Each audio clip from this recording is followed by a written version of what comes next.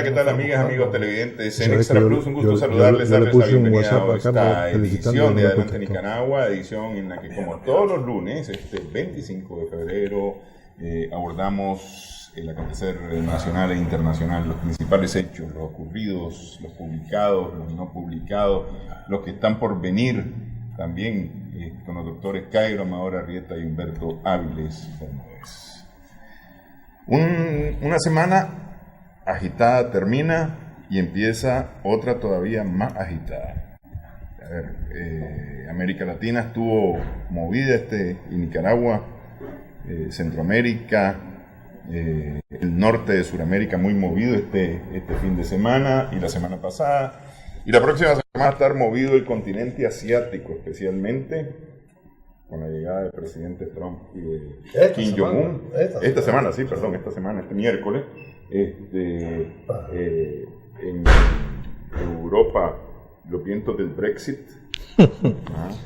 han amainado. Y además todo lo de España. Las elecciones en Nigeria. Bueno, las elecciones en Nigeria. Tenemos lo de Haití. Pero que se habían suspendido.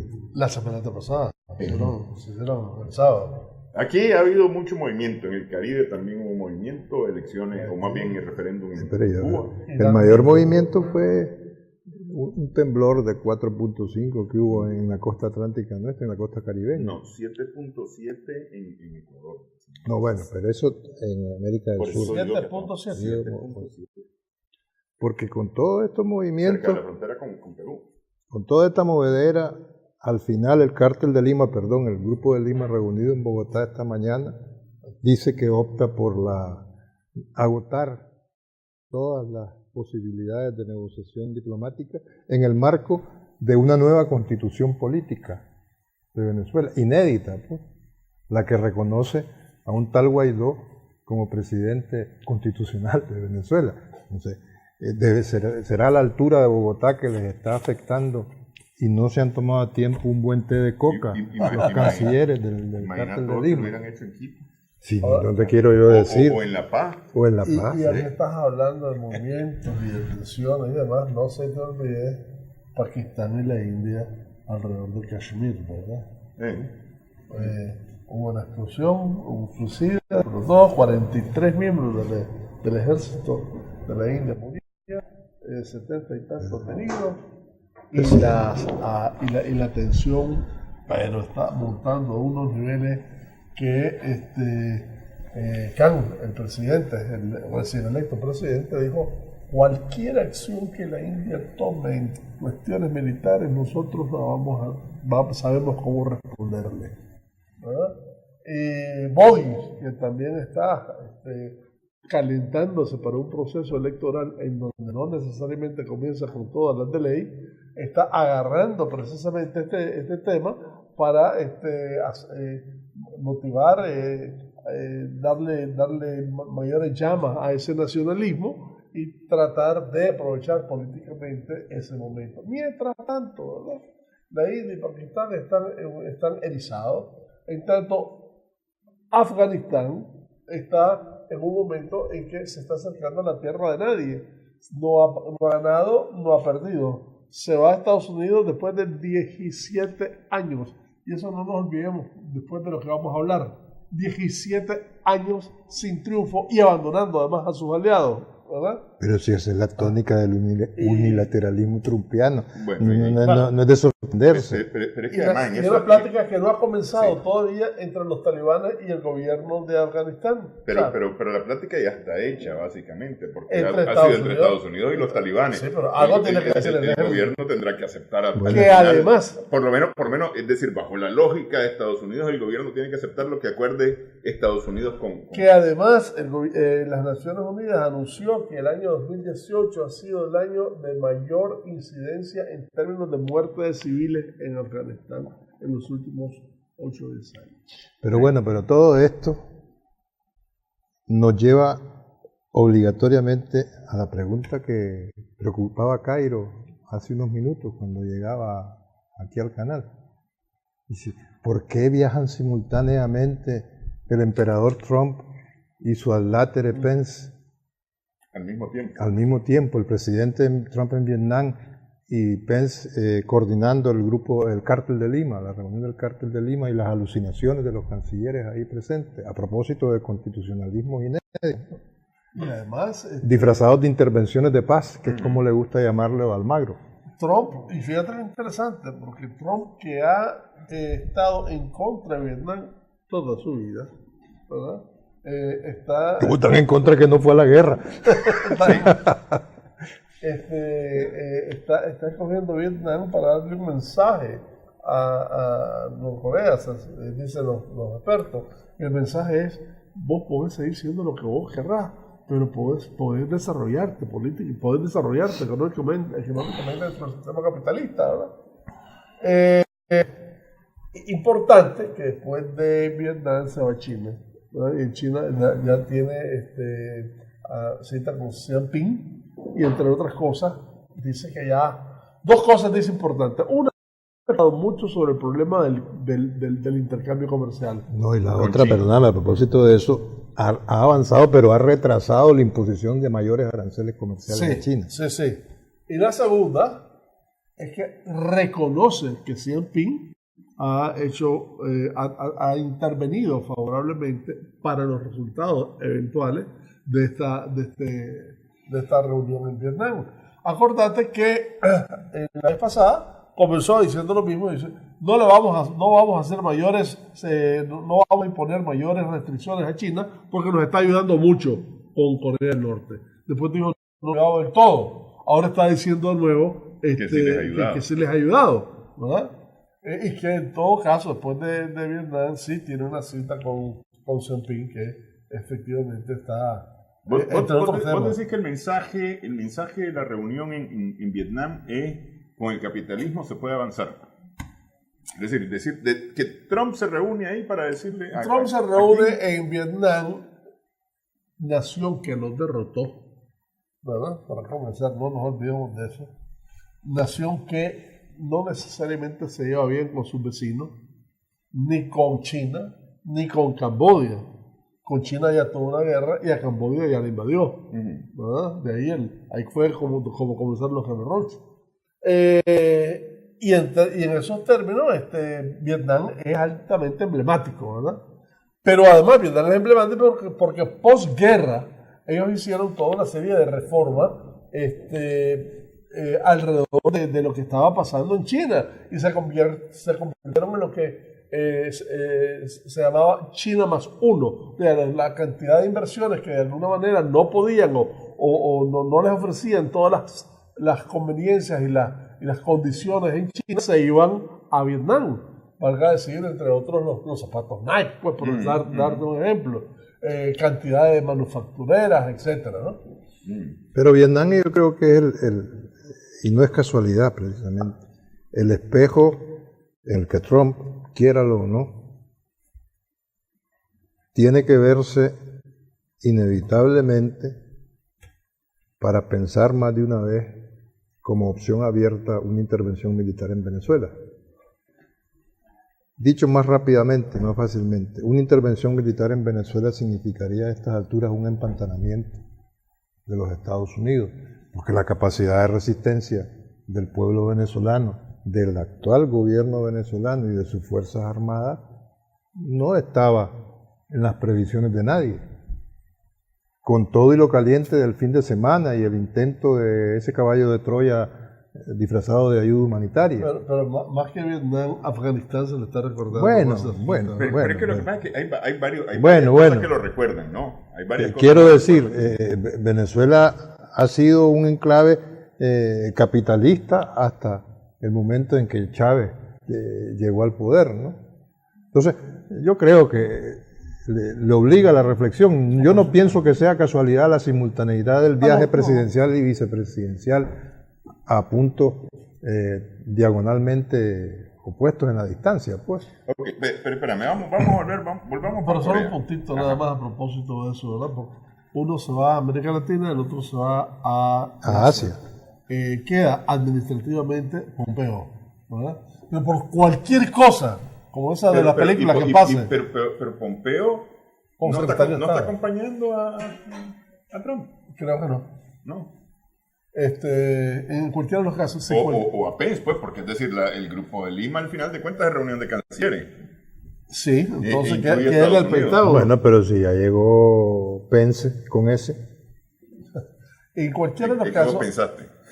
A lo que iba era que cualquier cosa que le pasara a los dos afuera del país, la línea sucesoria va a doña Nancy Pelosi, que es demócrata. Que es demócrata, sí.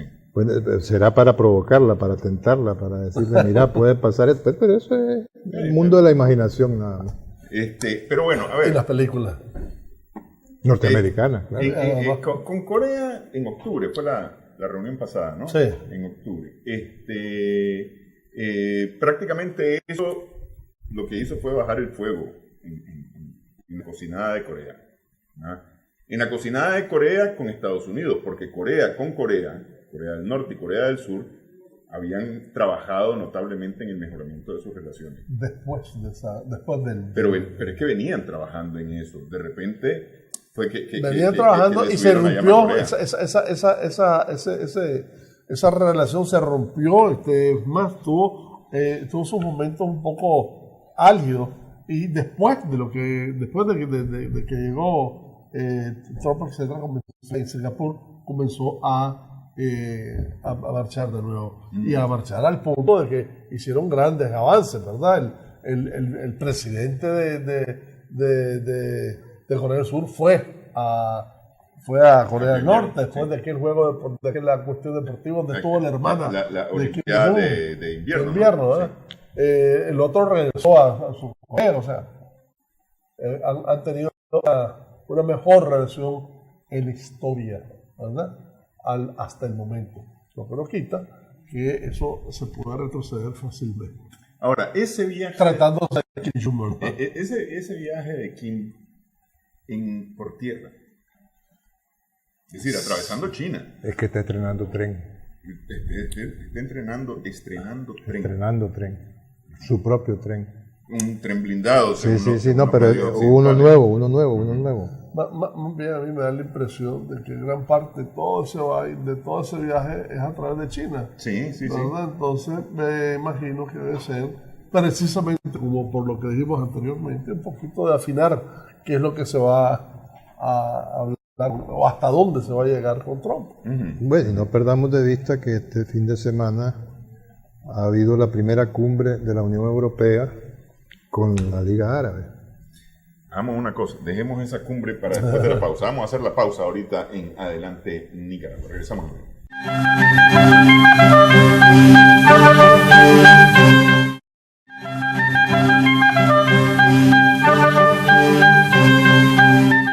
Seguimos en Adelante Nicaragua en Extra Plus. Decía Humberto, cumbre. La primera cumbre que ha celebrado la Unión Europea con la Liga Árabe, con los países árabes, donde estuvieron 24 jefes de Estado, con la ausencia evidente y ostensible de Macron y de Pedrito Sánchez, que no las tienen todas consigo, pero no vamos a entrar en respectivas políticas francesa y española en este momento. En esa cumbre no hay mucho que hayan podido avanzar. Más bien, quien ha aprovechado la ocasión es Theresa May para retrasar la última decisión en torno al Brexit. Es decir, en teoría estaba prevista para este miércoles. El miércoles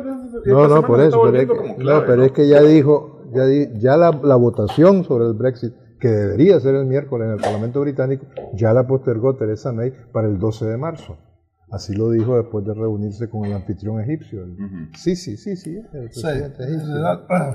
Interesante, porque el jefe de Arabia Saudita, el heredero. Un elemento príncipe, a propósito. El príncipe, gracias. Qatar no asiste en protesta porque no tiene buenas relaciones con Egipto. Así es. Dicho sea de paso. Dicho sea de paso. ¿Y la ¿cómo es que se llama la autoridad palestina? Sí. Una de las novedades es que se va a escuchar a Mahmoud Abbas, al presidente de la autoridad palestina, ¿no? Y va a poder interlocutar obviamente con las delegaciones europeas. El príncipe le está enviando un mensaje muy claro a Estados Unidos acerca de, acordate que con la muerte del periodista Khashoggi, ¿verdad? Hubo una presión en Estados Unidos por hacer la investigación y etcétera, y una discusión en el Senado, en la Casa de Representantes contra de Arabia Saudita, etcétera. Entonces el príncipe se va al Asia y grandes abrazos con Xi Jinping, que el cual es bien, como no sabe el panorama mundial, ¿verdad? Tampoco sabe cómo... sí, no leyó lo que le pasó a Khashoggi. No leyó lo que pasó a Khashoggi. Entonces los dos están sacando pecho en una nueva relación muy estrecha entre China y Arabia Saudita. Y un poco bastante tímidamente, porque desafortunadamente para la Unión Europea va al remolque de los Estados Unidos, ¿no? Un poco Europa ha querido decir que está intentando ocupar un vacío regional dejado por los Estados Unidos en la relación con la Liga Árabe, lo cual no es tan así. Se puede interpretar a la luz de la retirada unilateral, una vez más, de Siria y de Afganistán, que comentábamos hace unos momentos, pero no es del todo así, ¿no? Había que ver hasta dónde ese vacío regional no lo han ocupado, como de hecho lo han ocupado Rusia, Irán y China, por ejemplo. El grupo Shanghái, ¿verdad? Que no creemos que pueda reproducirse exactamente en el seno de esta cumbre Unión Europea. No. ¿Y la cumbre cuándo es? Hasta hoy, sábado, domingo, creo que concluye hoy, precisamente. Y coincide en el tiempo con la conclusión de la cumbre vaticana contra la pederastia, ¿no? Sí. Que esa es otra.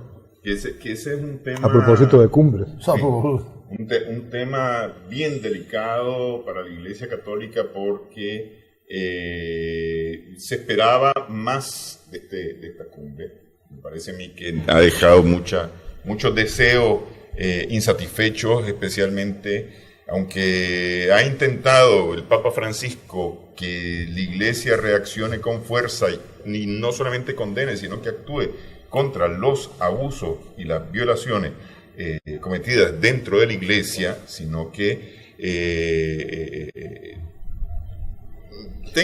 tengo la sensación de que ha sido muy tímido. No, además, eso de que, por ejemplo, los expedientes fueron eliminados, fueron quemados. Por eso, es que no solamente eso. Las conclusiones de los 4 grupos de trabajo de la cumbre son las que van de alguna manera a enunciar el camino a seguir, pero ese camino va a ser muy difícil de recorrerse mientras no haya una profunda reforma de todo el ordenamiento jurídico canónico que regula los juicios, por ejemplo, a los sacerdotes involucrados en casos de estos. Pero mencionaron que si había una acusación que pasara directamente a los tribunales. Pero no se aprobó finalmente, según me pareció leer temprano esta mañana, que haya una libre denuncia. Eso tiene que pasar por la aprobación del obispo correspondiente. Y ahí hay una resistencia fortísima. Me parece que con todo y todo, es decir, nadie puede estar por encima de la ley, por mucha investidura de lo que vos querrás tenga cualquiera, ¿no? Y si hacen una denuncia en los juzgados contra X fulano tiene que responder en los juzgados, no puede esconderse debajo de una sotana. Pues. Bueno, pero es que en la práctica eso es lo que ha estado ocurriendo.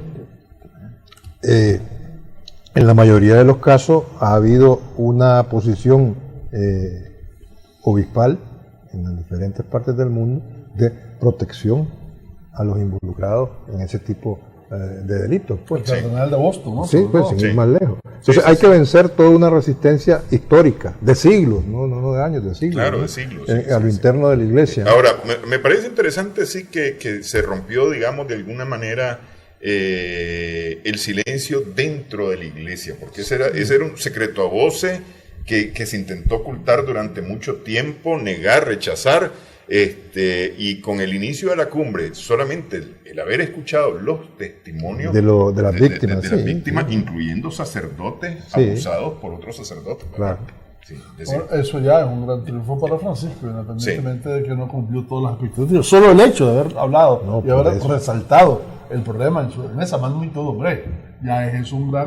Pero te digo, el Papa Francisco ha hecho un esfuerzo importante, por lo que me parece que se ha encontrado con la resistencia férrea. Y sobre todo ¿cómo se llama? El Comité para la Defensa de la Fe, que se habla que es necesario sacarlo de intramuros del Vaticano para que le entre un aire más fresco que el que se respira al interior de los muros de la Curia Vaticana. Entonces, bueno, habría que ver, ¿no? Y esa comisión es fundamental. No, por supuesto. Ahí estuvo Ratzinger. No, pues yo la presidía. Es decir, si fuera partido político es la comisión ideológica, ¿no? Y de hecho, Ratzinger fue el que dirigió la parte teórica y confrontativa en términos religiosos con la teología de liberación, ¿verdad? Sí. Pero si ese es el continuum history de la Santa Inquisición, sin ir más lejos. Ya. Bueno, en Italia, para no salirnos de la península italiana, hubo elecciones regionales en los Abruzos, ayer domingo, y sirvieron para confirmar que el gran líder de Italia se llama Matteo Salvini, porque basta tener en cuenta que hace un año la Liga Norte de Matteo Salvini no pasó del 15% de los votos. Ayer obtuvo el 28%. Prácticamente se duplicó. Por encima de su socio de gobierno, el Movimiento 5 Estrellas de Luigi Matteo, y por supuesto defenestrando totalmente al pretendido centro democrático del fracasado socialdemócrata Matteo Renzi. Entonces, de manera que todo el mundo lo aclama como el héroe de la República Italiana hoy por hoy, ¿no? Habrá que ver hasta dónde le llegan esas aclamaciones y en qué medida para las elecciones europeas de mayo próximo se refleja en los resultados de Italia. Ya están preocupados. Ya están preocupados el resto, porque además hay un problema importante. Porque Salvini es de ultraderecha. Muchos partidos políticos de centro-derecha se les están uniendo. De manera que se prevé desde ahora un gran incremento en los asientos que pueda tener dentro de la Unión Europea este sector político que es anti-Unión Europea. Además, pero eso no solamente se queda a nivel italiano. Si nos vamos a Francia, uno empieza a ver de cara a las elecciones europeas del 7 de mayo, cómo los decepcionados de Macron, de los republicanos de Fillon, ¿ya? Es decir, los votantes de Mélenchon y de Fillon, están dando su voto a Le Pen. Pueden hacer que Le Pen gane. No solamente eso, quien de pase por lo menos manera, a segunda vuelta. Quien de alguna manera está aprovechando políticamente los chalecos amarillos. El Le Pen. Incluso en un momento determinado uno de los chalecos amarillos dijo hace 2 semanas, el nuevo búnker está en Bruselas. Sí. Pero ¿por qué decía segunda vuelta? Las elecciones para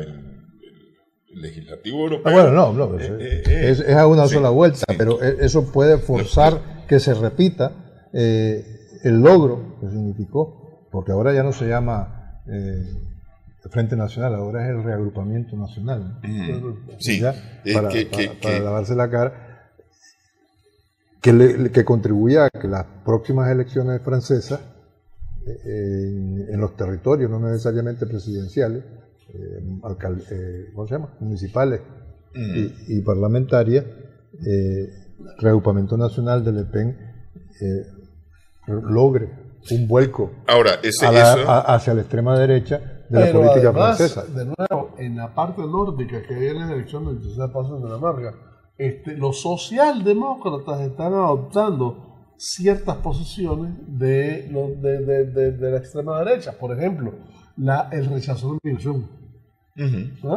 Es ya parte, como en Suecia, pues, en las últimas elecciones del año pasado.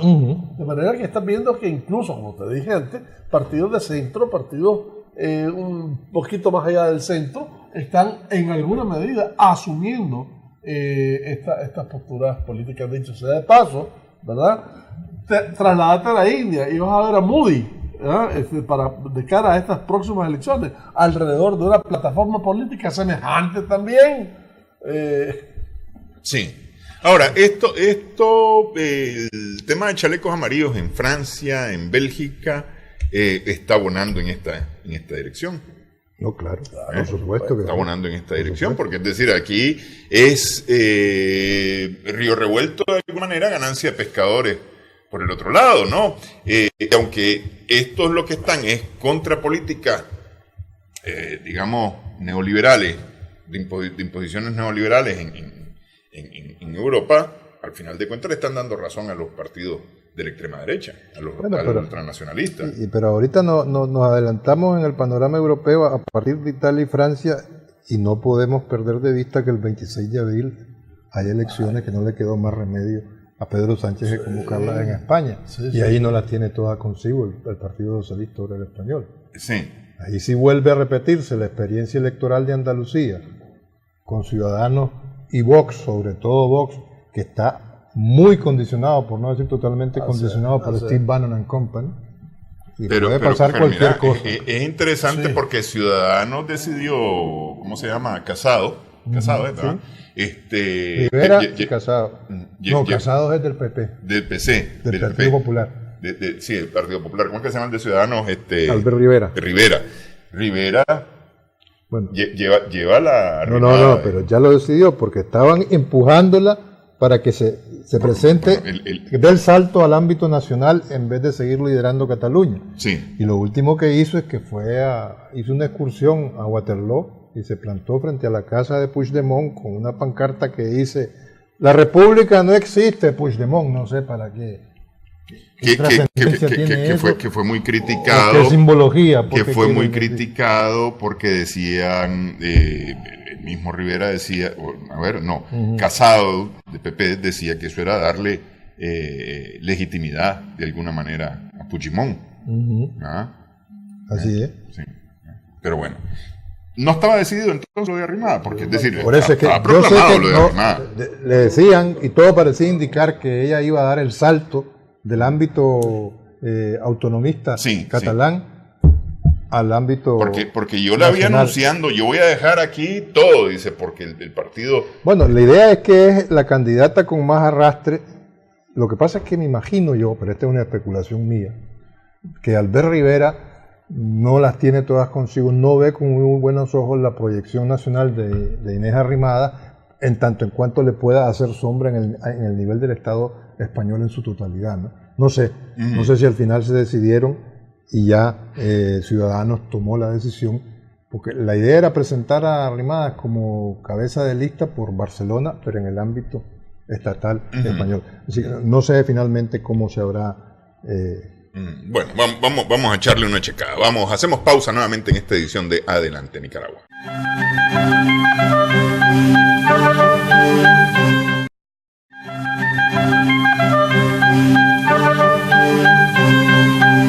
Seguimos en Adelante Nicaragua en Extra Plus. Nigeria finalmente tuvo elecciones después de una suspensión del proceso electoral que causó enormes molestias dentro del país. Bueno, y las elecciones ayer fueron altamente complicadas, ¿verdad? Hubo 16 muertos, más de 100 heridos, ataques terroristas de Boko Haram a edificios públicos, incluyendo un aeropuerto, sobre todo en Borno y en Yobe, que son las regiones donde está. Hubo quema de papeletas por jóvenes descontentos y evidentemente un quiebre de la política de Nigeria, en el sentido de que Nigeria antes estaba, en dos regiones fundamentales, el norte y el sur. El norte es musulmán, el sur es cristiano. Habían llegado a un tipo de arreglo como el de Colombia, el Bogotazo. Una vez uno del norte, otra vez otro del sur, y eso ya en estos momentos se rompió. Ahora los dos candidatos son del norte, y uno es un general golpista reconvertido en demócrata, de 73 años, se llama Muhammadu Buhari, actual presidente, y el otro es Atiku Abubakar, que además es uno de los hombres más de mucho más recursos, uno de los multimillonarios de Asia, ¿verdad? Claro, sus partidarios y en su biografía dice que el hombre tenía buenos ojos para los negocios, Bueno, eso quiere decir de que fue totalmente ajeno a cualquier situación anómala. Lo que parece no ser muy cierto, ¿verdad? Más bien parece ser que este señor fue altamente... él fue vicepresidente en un momento determinado y por ahí comenzó gran parte de su fortuna. De Nigeria hay que recordar que es uno de los países más pobres del mundo. Hay casi 90 millones de sus 190 millones son extremadamente pobres. Al mismo tiempo, hasta hace poco, era el primer productor de petróleo del África. ¿Verdad? Ahora ya no, ahora el primer productor de petróleo del Asia es Angola, de África es Angola, y ellos se convirtieron en segundo, pero por lo menos con 8 a 9 millones de barriles diarios. Sin embargo, la pobreza ha sido muy, muy fuerte. El presidente actual destituyó a la Junta Directiva de Petróleos y además en una campaña anticorrupción logró recuperar 10.000 millones de euros en diferentes negocios de las diferentes anteriores administraciones. Por último, el desarrollo que ya vimos complicado de estas elecciones, el hecho de que se pospusieron la semana pasada, el hecho de los escenarios de violencia intercomunitarios e interregionales, hace prever para el resultado final toda una ambientación de violencia. Sobre todo porque en medio de todo esto, Boko Haram se ha visto robustecido. Por un lado, con militantes que han venido de otras aceras, de otros países, y por otro, con recursos que de alguna manera, en la fuga del ISIS, le han provocado recursos que han robustecido, o sea, recursos económicos, etcétera, que han robustecido su posición. De forma que Nigeria en estos momentos está en una situación altamente tensa. Y digo porque después de todo Nigeria es el país más poblado del África. Pero Boko Haram llevaba candidatura en no llevaba candidatura. Y difícilmente, pues. No puede por interpósitas personas. No tengo que se dedicó a destruir un aeropuerto y a edificios públicos y a hacer ese género de actividades. El asunto es que... en Estados Unidos eligen presidentes y senadores y congresistas y andan destruyendo países. Descaradamente. Pero en países ajenos. Por eso, además, que es más grande. El punto es que en general se mira una situación débil y en la medida en que se debilita el gobierno central, se fortalece Boko Haram. Y la unión que tiene con Somalia, con Al-Shiba, etc. ¿no? De forma que vos estás viendo una disminución sustantiva de las actividades terroristas en el Medio Oriente, alrededor de Irak y de Siria, etc. Pero la estás viendo aumentar en Afganistán, la estás viendo aumentar en Nigeria y en la India, pues, entre la India y Pakistán ahorita. Pero era lo que decíamos ya en programas anteriores, pues que decir, se ha debilitado en el Medio Oriente, pero en el extremo oriente y en el norte principalmente, norte y centro de África principalmente, los grupos, los grupos terroristas que han estado funcionando ahí se han venido plegando al Estado Islámico. No solamente eso, en el Chad hubo una intervención hace poco, aquí le hablamos del ejército francés contra organizaciones terroristas. Malí en un momento determinado estaba tomado por gente de los Tuareg, etcétera, de orientación yihadista. De manera que esa zona está un tanto complicada y las predicciones son de que en el futuro inmediato esa situación se va a empeorar. Pero las mayores reservas petrolíferas del África están en Nigeria, ¿no? Están en Nigeria, aunque los que están explotando más ahora Angola. Es Angola. Que de hecho, sea de paso, la mujer más rica de Angola es la hija de Dos Santos. De Dos Santos, que era precisamente la presidenta de la empresa petrolera angoleña. Bueno, otro lugar en donde hubo movimiento electoral este fin de semana fue Cuba, pero no fue para votar elecciones, sino más bien para ratificar la reforma constitucional que se ha venido trabajado con un referéndum constitucional, sí, para ratificar la nueva constitución. Hubo una participación bastante alta según las autoridades cubanas y podría estar por arriba del 85% el sí a la reforma constitucional. Es una reforma interesante y además la forma en cómo se ha discutido, porque a mí eso es una de las cosas que más me ha llamado la atención. Estuve viendo un reportaje, me parece que era de la televisión francesa, y la forma en cómo la gente habla de los intereses que tiene la Constitución, de los intereses económicos, es decir, la discusión que se ha dado acerca de la propiedad privada, el nuevo formato de propiedad privada dentro de Cuba, el tema de si la revolución debe de ser o el país debe de ser socialista o no socialista, declarado en su constitución. Habían quienes decían que eso de comunismo científico está caducado y que lo que hay que decir claramente es que Cuba es socialista, y con su propio sistema socialista. Fíjate que el tema que menos, por lo menos en ese reportaje que vi, menos polvo estaba levantando el tema que en muchos otros medios se ha estado tratando mucho, que es el tema del matrimonio igualitario. Pero me parece que pasó. Sí, no, pasó, pues. Pero es decir, no tuvo la discusión como tuvo discusión otros temas, como estos que estaba mencionando, el tema político, el tema de la forma de elección, de las representaciones, y principalmente el tema económico. Sí, no, es que a estas alturas, a todas luces, en una sociedad muy educada como es la cubana, sin duda alguna es la que tiene mayor educación, al menos en el continente latinoamericano, ¿no? Lo que cada quien haga con su sexo, con su género, pues no es una cuestión tan de primer orden como es, sí, el modelo económico a seguir en el futuro a partir de la aprobación de esta reforma constitucional, ¿no? Sí, pero hay aspectos culturales ahí que están confrontados, ¿verdad? Pero bueno, el asunto es que en medio de todo eso, ¿verdad?, es un reflejo también de la situación en América Latina. Bolton, famoso, dijo de que este es otro engaño para encubrir la tiranía en Cuba. Rubio dijo, es una maniobra para aferrarse al poder. Y Díaz-Canel le contestó, este referéndum es fundamentalmente antiimperialista.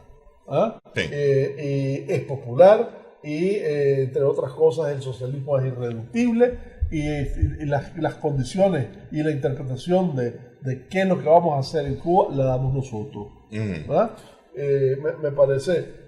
Y además mencionó a Venezuela y dijo de que este referéndum de alguna manera es una contribución también a la lucha y a la situación de Venezuela. 7.524.318 electores estaban contabilizados más o menos a las 5 de la tarde de este domingo. Eso significaba el 81.53% de participación.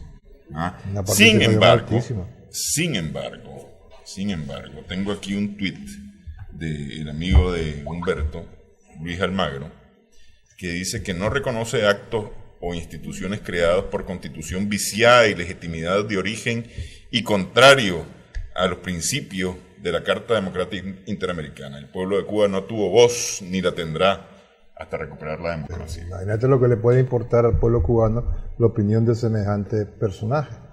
Cuando le abrieron las puertas de nuevo de la OEA, Cuba no quiso ensuciarse con ese ambiente postcolonial. No, y fíjate que interesante, porque en un momento determinado se vio que como que Cuba estaba cerrando puertas, y la verdad es que la visión era mucho más allá de ese momento, ¿verdad? Claro, porque ahí estaba, es decir, venía en ese momento la CELAC. Y la historia le dio la razón, ¿verdad? Así es. Y esa involución y retroceso en la percepción y el acercamiento al que históricamente están obligados los Estados Unidos de Norteamérica con Cuba, tendrán que volver más tarde, más temprano. Desde las ambigüedades de ese tristemente célebre del Premio Nobel de la Paz que le regalaron, en mi opinión, a Barack Obama, ¿verdad?, hasta las barbaridades en materia de política internacional que comete diariamente y a base de tweets Donald Trump, ¿no? Pero hay una diferencia, porque ese premio de la paz, inmerecido según Jerez, abrió las puertas a Cuba, abrió las puertas a unas nuevas relaciones con Cuba. Pero aún sin premio Nobel, eso hubiera ido caminando, pues.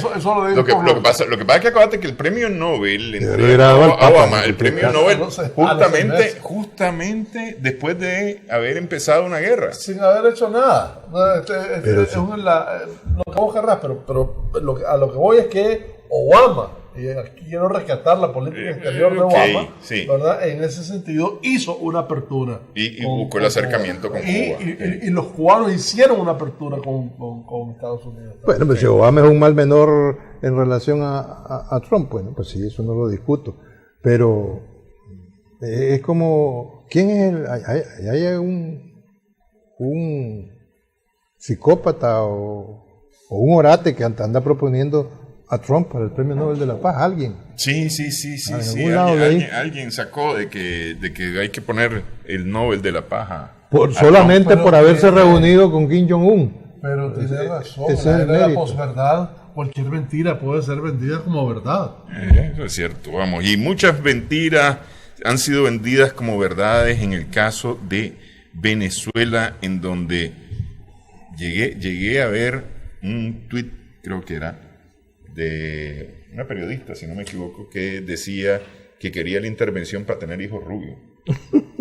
Vamos a hacer la pausa en esta edición de Adelante Nicaragua.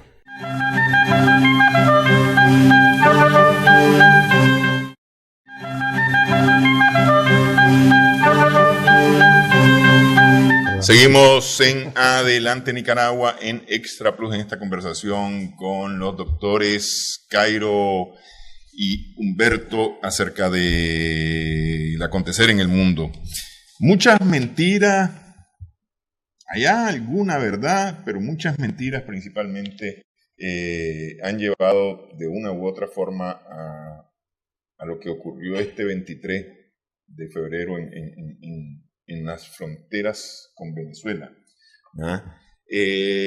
¿Por qué era la importancia del 23? Porque el 23 se cumplían los 30 días que según la proclamación de Guaidó era el tiempo que tenía él para convocar a elecciones en Venezuela. No convocó nada, absolutamente nada. Lo único que convocó fue a un relajo que hubo el fin de semana, porque yo no creo que se pueda definir de otra manera, en las fronteras entre Venezuela y Colombia y Venezuela y Brasil. Y se demostró, yo pienso que en buena medida, por no decirlo de manera absoluta, que la mayor noticia falsa o fake news era pretender disfrazar de ayuda humanitaria un caballo de Troya intervencionista con tropas norteamericanas acompañando a la... Utilizando, por lo menos, no voy a decir de manera ilegal, pero utilizando sin consentimiento los símbolos de instituciones como la Cruz Roja y las Naciones Unidas. Que, dicho sea de paso, ambas instituciones, Naciones Unidas y Cruz Roja Internacional, el Comité Internacional de la Cruz Roja, declararon que no calificaba como ayuda humanitaria ese pretendido, insisto, caballo de Troya norteamericano con los corifeos del cártel de Lima para armar el relajo, como bien decía vos, en las fronteras venezolanas con Brasil y Colombia respectivamente. Así es, la verdad es que hablaban mucho de los falsos positivos, ¿no? Los fake news que conocemos nosotros. Exacto. Movimientos multitudinarios, guarimbas en los puentes, no hubo ninguna guarimba en los puentes. Hubo confrontación en los puentes entre grupos pequeños, etc. Lo que vos querrás, pero no hubo multitudinarias manifestaciones en los puentes. Tampoco la ayuda entró, como de alguna manera algunos medios lo quisieron señalar. Y las deserciones, que tenían un peso mediático muy fuerte, porque al final es cierto que este era un caballo de Troya, tener un caballo de Troya que estaba encaminado, no, por supuesto, no para solucionar las necesidades de la gente. Después de todo, hay 20.000 millones congelados, ¿verdad? Sino, básicamente, en mi juicio, la idea era ablandar al ejército. Y alrededor de eso vos mirás tres cosas interesantes. Mirás aperturas hacia el ejército. Lo perdonás, le das amnistía, lo reintegrás, lo enamorás, todo lo que vos querrás, ¿verdad? Para que tome la posesión de Guaidó. Incluso llegás al extremo, que es casi el ridículo, de que el rubio de Estados Unidos le recuerda a los militares, le dice a su vez, esta oferta es por tiempo limitado, como que fuera un supermercado, ¿verdad? No, pero si llegó a Cúcuta, Rubio. Llegó con uno de los aviones. Sí, pero bueno, desde allá y en Cúcuta le repitió, ¿verdad? Esta oferta es por tiempo limitado. Si la oferta en cualquiera de los casos se supone que era interna, ¿verdad? Es que dejó tan clara la posición de intervención de Estados Unidos en este caso, que francamente aquí el que quiera dudar de si Estados Unidos está involucrado en esto, pues la verdad que se merece otro premio Nobel. No, y además hay un hecho más evidente imposible.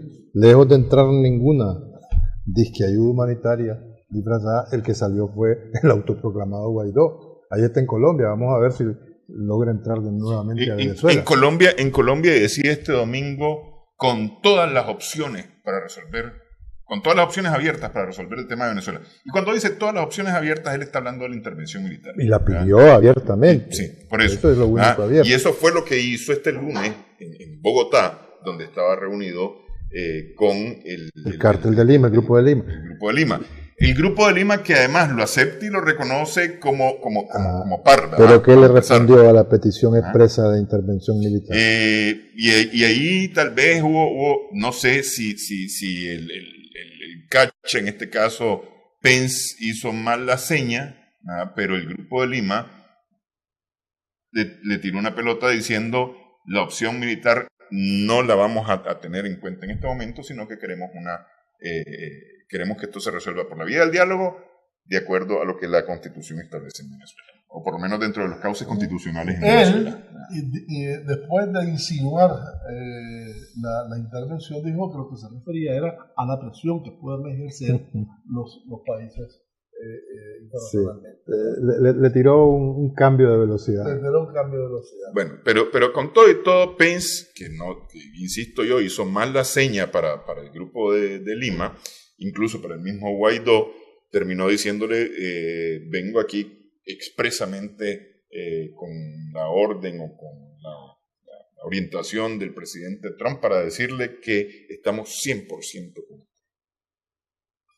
Aunque esté fuera de Venezuela.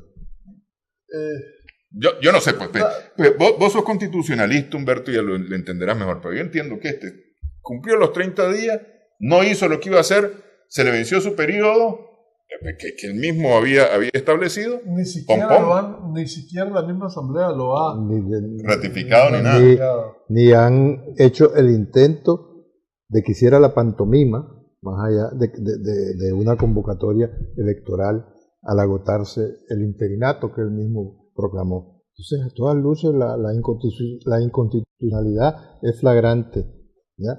Ellos mismos por eso, lo han confesado con su inacción. Sí, pero es que eso podría estar claro, pues, ¿verdad? Pero es decir, un periodo que él anunció, un periodo que se venció, y entiendo yo que al vencerse el periodo se le venció todo a él, ¿no? No, pero es que él mismo, él hizo una interpretación, lo engancharon con una interpretación. No, es que interpretaciones por montones, porque del artículo famoso para invocarlo. Terminaron diciendo pues, los 30 días empiezan a partir del día en que se vaya Maduro. Es decir, a ver, o estás o no estás, sos o no sos. Y como dicen, a confesión de parte, relevo de prueba. El intento evidentemente fracasó, lo que no quita que Venezuela queda mucho más débil en términos económicos, ¿verdad? Sí. Esa hiperinflación que se tiene no es jugando. Ya de por sí es como poder decir que ya tiene el enemigo interno. Congelado $30.000 millones, violentando cualquier ordenamiento jurídico internacional en materia financiera, pues ya me dirá. Ahora, aquí ha empezado una discusión interesante, que es la discusión si intervención o no. América Latina, me parece a mí, ha dicho, esta es una región de paz, aquí no podemos permitir una intervención. Estén o no estén con Maduro, hasta este momento la voz ha sido no guerra en América Latina. Desafortunadamente, te voy a contar dos cosas que leí hoy, dos artículos de dos nicaragüenses. Uno decía que la intervención hacia Venezuela debería ser, y puso el símil, es casi como los nazis, es como los gringos desembarcando en Normandía. En Normandía, ¿verdad? Más que grosera. Y el otro diciendo, bueno, si esto no se pudo por estos lados, pues la opción única que queda es la intervención. Ya, seguramente son... Y espero que no vayan al diálogo estos dos, ¿verdad? No, pero esos mismos dos seguramente son los que han andado proclamando que aquí hay que hacer una intervención también. Así es, pues, de eso a uno. Y si no, están a un paso, ¿verdad? Y están como la muchacha esa que decía yo, que escribió un tweet diciendo que esperaba que los gringos llegaran, que la intervención llegara a Venezuela para tener hijos rubios. Lo que es altamente lastimoso, ¿verdad? Porque de alguna manera denotas todo un espíritu, precisamente en este mes de octubre, en el mes de Sandino, ¿verdad? En febrero. En este mes de febrero, perdón, en el mes de Sandino. Yo veo que quieres terminar este año ya, ¿no? Hay una especie de desesperación. Desesperación existencial. Sospechosa, pero no vamos a decir de qué. Bueno, pero decíamos al inicio del programa que miércoles parece que es el día clave de esta semana, porque miércoles también es importante para Nicaragua. Aquí lo que sabemos es que hay diálogo, ¿ya? Convocado por el gobierno a instancias empresariales, con la presencia del cardenal Brenes y del nuncio apostólico de su santidad. Eso es lo que se sabe. Pero no hay instancias empresariales, discúlpame ahí, pero la alianza, bueno, pues, la delegación de la alianza no es empresarial. A ver, es decir, tiene empresarial, pero ahí hay estudiantes, ahí hay canal. Trabajado ahí por instancias empresariales. Ya sabemos que hay una delegación de la tal Alianza Cívica por la Justicia y la Democracia, en torno a cuya composición hay sus más y sus menos entre ellos y entre ellas. Ya expulsaron a Víctor Cuadra, ya expulsaron a la Vales Caballe, que es suplente. Entiendo. Del movimiento universitario. Del 19 de abril, y a Víctor Cuadra, mediante comunicado, ¿no? Entonces, habrá que ver dónde se va a efectuar. ¿O cuál va a ser la otra delegación? ¿Quiénes integran la delegación gubernamental? Gobierno, sí. A estas horas. ¿Quiénes más van a estar? Si es que va a haber alguien más. O quienes menos, no sé, pues. Supuestos a preguntar. Lo que es cierto es que vamos a ser de multitudinario, ni va a ser reality show. Sí. No. De ahí parte. Va a procurarse, entiendo, ¿ya? Si por las vísperas sacamos el día, que